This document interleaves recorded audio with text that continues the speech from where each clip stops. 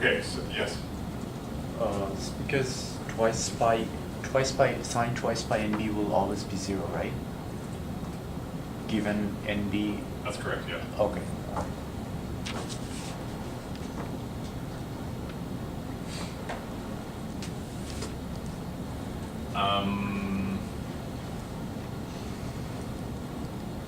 Okay, so we follow our recipe.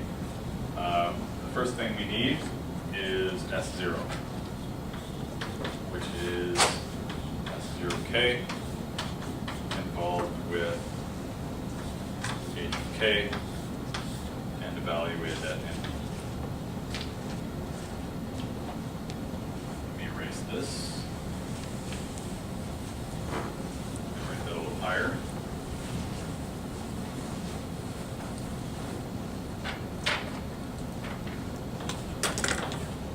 So S0 is equal to S0K involved with HK evaluated at NB, which is equal to the definition of convolution is the sum over I, S0I,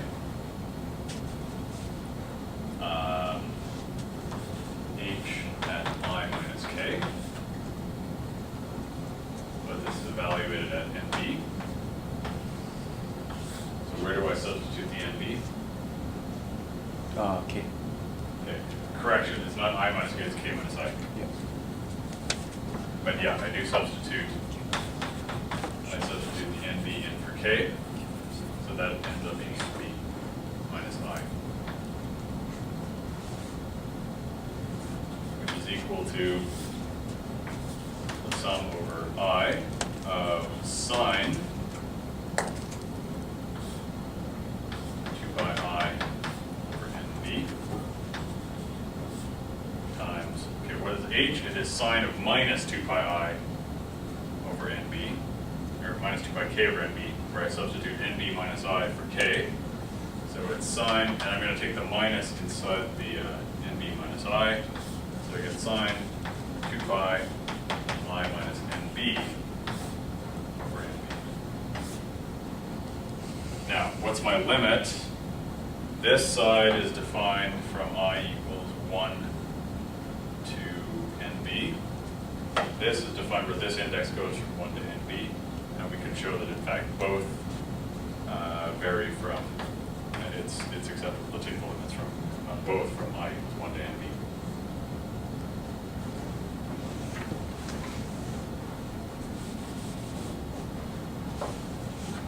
This is equal to, okay, this becomes sine 2 pi I minus 2 pi NB over NB, just this sine term here, which is sine 2 pi I over NB minus 2 pi, NB over NB is 1, so it's minus 2 pi. And a phase shift of 2 pi with the sinusoid of 2 pi radians makes no difference. So because it's periodic with period 2 pi, I just end up with sine 2 pi I over NB. So if I put that back in here, I end up with the sum from I equals 1 to NB of sine 2 pi I over NB squared.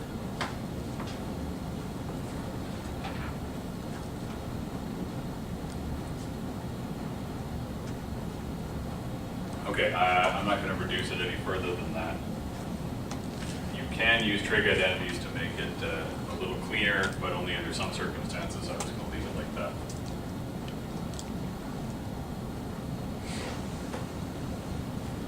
Okay, so let me write that over here. S0 is equal to the sum of I equals 1 to NB of sine 2 pi I over NB squared.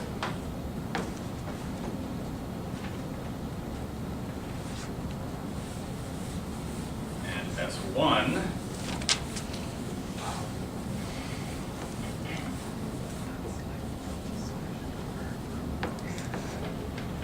S1, which is equal to that, which is equal to minus S0K, involved with H and K. And I explained a second ago that minus can come out, and what I end up with is minus S0. So S1 is equal to minus S0.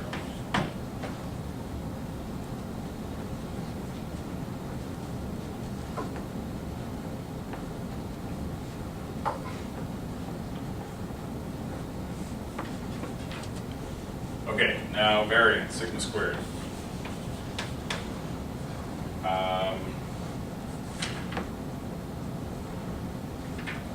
So remember, this is equal to, so thus ends the first step. The second step is variance, and that is given by n0 over 2ts. The sum from I equals 1 and b of h of I squared. Actually, it's the sum over all indices that are non-zero of h of I squared, but this is only defined I equals 1 to n.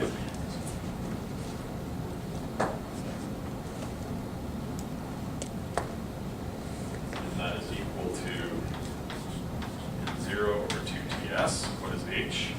That is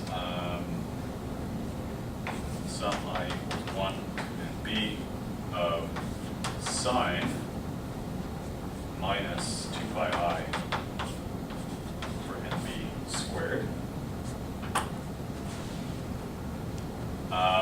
There's a property of sine, which is that sine minus x is equal to minus sine of x.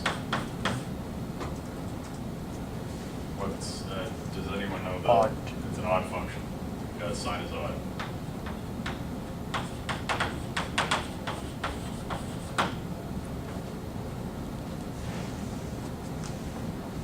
So therefore, sine minus this squared is equal to minus sine of this squared. The minus squared disappears, and I end up with n0 over 2ts sum I equals 1 to nb of sine by I for nb squared. What does that look like? Over there. It's S0. So this is actually equal to n0 over 2ts S0.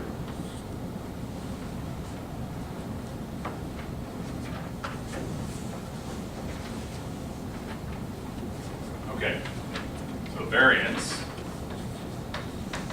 is n0 over 2ts.